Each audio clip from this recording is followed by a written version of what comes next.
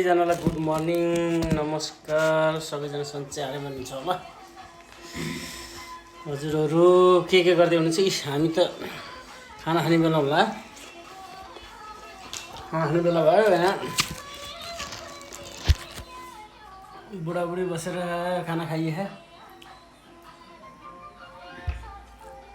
परिवारको साथ भएपछि जे जस्तो नि एकदम दामी मिठो हुन्छ क्या।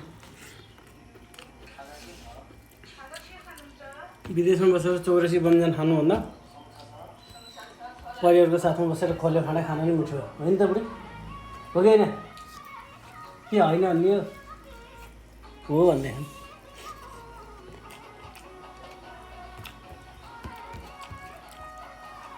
कहिले गइदियो हुन्छ जस्तो त भएन भाग्ने अरे विदेशै नजा भन्दैछन्। घरमा बसेर के गर्ने थाहा छैन।